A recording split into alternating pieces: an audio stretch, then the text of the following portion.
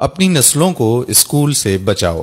یہ چھٹی یا 7ویں جماعت کا کمرہ تھا اور میں کسی اور ٹیچر کی جگہ کلاس لینے چلا گیا۔ تھکن کے باوجود کامیابی کے موضوع پر طلباء کو لیکچر دیا اور پھر ہر ایک سے سوال کیا، ہاں جی تم نے کیا بننا ہے؟ ہاں جی آپ کیا بنو گے؟ ہاں جی آپ کا کیا ارادہ ہے؟ کیا منزل ہے؟ سب طلباء کے ملتے جلتے جواب آنے لگے۔ کوئی کہتا ہے ڈاکٹر، کوئی کہتا ہے انجینئر، پولیس والا، فوجی، بزنس مین۔ لیکن ایسے لیکچر کے بعد یہ میرا روٹین کا سوال تھا اور بچوں کے روٹین کے جواب، جن کو سننا کانوں کو بھلا اور دل کو خوشگوار لگتا تھا، لیکن ایک جواب آج بھی دوبارہ سننے کو نہ ملا۔ کان تو اس کو سننے کے متلاشی تھے ہی، مگر روح بھی بے چین تھی۔ اینک لگائے بیٹھا خاموش گمسم بچہ، جس کو میں نے بلند آواز سے پکار کر اس کی سوچوں کا تسلسل توڑا۔ ہیلو، ارے میرے شہزادے، آپ نے کیا بننا ہے؟ آپ بھی بتا دو۔ کیا آپ سر تبسم سے ناراض ہیں؟ بچہ آہستہ سے کھڑا ہوا اور کہا، سر میں نور دین زنگی بنوں گا۔ میری حیرت کی انتہا نہ رہی اور کلاس کے دیگر بچے ہنسنے لگے۔ اس کی آواز گویا میرا کلیجہ چیر گئی ہو، روح میں ارتعاش پیدا کر دیا۔ پھر پوچھا، بیٹا آپ کیا بنو گے؟ سر میں نور دین زنگی بادشاہ بنوں گا۔ ادھر اس کا جواب دینا تھا، ادھر میری روح بے چین ہو گئی، جیسے اسی جذبے کی، اسی آواز کی تلاش میں اس شعبے میں تدریس کو اپنایا ہو۔ بیٹا آپ ڈاکٹر، فوجی یا انجینئر کیوں نہیں بنو گے؟ کہنے لگا، سر امی نے بتایا ہے کہ اگر میں نور دین زنگی بنوں گا تو مجھے نبی پاک صلی اللہ علیہ وآلہ وسلم کا دیدار ہوگا۔ جو لوگ ڈنمارک میں ہمارے پیارے نبی صلی اللہ علیہ وآلہ وسلم کی شان میں گستاخی کر رہے ہیں، ان کو میں زندہ نہیں چھوڑوں گا۔ اس کے ساتھ ساتھ اس بچے کی آواز بلند اور لہجے میں سختی آ رہی تھی۔ اس کی باتیں سن کر میرا جسم پسینے میں شرابور ہو گیا۔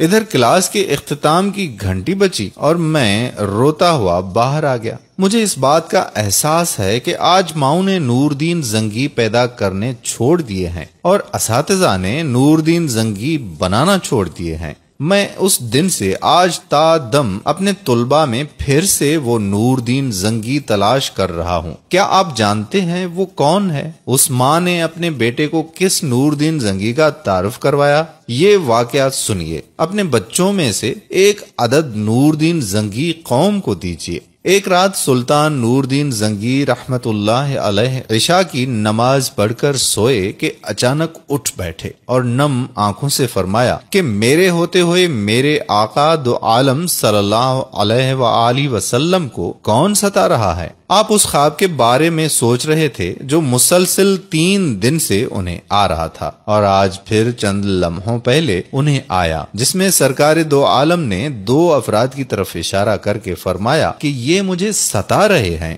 اب سلطان کو قرار کہاں تھا؟ انہوں نے چند ساتھی اور سپاہی لے کر دمشق سے مدینہ جانے کا ارادہ فرمایا۔ اس وقت دمشق سے مدینہ کا راستہ 20-25 دن کا تھا، مگر آپ نے بغیر آرام کیے یہ راستہ 16 دن میں طے کیا۔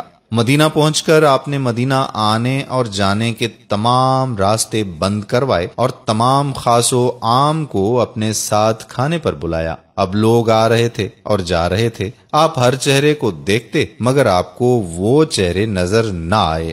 اب سلطان کو فکر لاحق ہوئی اور آپ نے مدینہ کے حاکم سے فرمایا کہ کیا کوئی ایسا ہے جو اس دعوت میں شریک نہیں؟ جواب ملا کہ مدینہ میں رہنے والوں میں سے تو کوئی نہیں، مگر 2 مغربی زائر ہیں جو روضہ رسول صلی اللہ علیہ وآلہ وسلم کے قریب ایک مکان میں رہتے ہیں، تمام دن عبادت کرتے ہیں اور شام کو جنت البقیع میں لوگوں کو پانی پلاتے ہیں، جو عرصہ دراز سے مدینہ میں مقیم ہیں۔ سلطان نے ان سے ملنے کی خواہش ظاہر کی۔ دونوں زائر بظاہر بہت عبادت گزار لگتے تھے۔ ان کے گھر میں تھا ہی کیا، ایک چٹائی اور 2-4 ضرورت کی اشیاء، کہ یکدم سلطان کو چٹائی کے نیچے کا فرش لرزتا ہوا محسوس ہوا۔ آپ نے چٹائی ہٹا کے دیکھا تو وہاں ایک سرنگ تھی۔ آپ نے اپنے سپاہی کو سرنگ میں اترنے کا حکم دیا۔ وہ سرنگ میں داخل ہوئے اور واپس آ کر بتایا کہ یہ سرنگ نبی پاک صلی اللہ علیہ وآلہ وسلم کی قبر مبارک کی طرف جاتی ہے۔ یہ سن کر سلطان کے چہرے پر غیظ و غضب کی کیفیت طاری ہو گئی۔ آپ نے دونوں زائرین سے پوچھا کہ سچ بتاؤ کہ تم کون ہو؟ حیل و حجت کے بعد انہوں نے بتایا کہ وہ یہودی ہیں اور اپنی قوم کی طرف سے تمہارے پیغمبر کے جسم اقدس کو چوری کرنے پر مامور کیے گئے ہیں۔ سلطان یہ سن کر رونے لگے۔ اسی وقت ان دونوں کی گردنیں اڑا دی گئیں۔ سلطان روتے جاتے اور فرماتے جاتے کہ میرا نصیب کہ پوری دنیا میں سے اس خدمت کے لیے اس غلام کو چنا گیا۔ اس ناپاک سازش کے بعد ضروری تھا کہ ایسی تمام سازشوں کا ہمیشہ کے لیے خاتمہ کیا جائے۔ سلطان نے معمار بلائے اور قبر اقدس کے چاروں طرف خندق کھودنے کا حکم دیا یہاں تک کہ پانی نکل آئے۔ سلطان کے حکم سے اس خندق میں پگھلا ہوا سیسا بھر دیا گیا۔ بعض کے نزدیک سلطان کو سرنگ میں داخل ہو کر قبر انور پر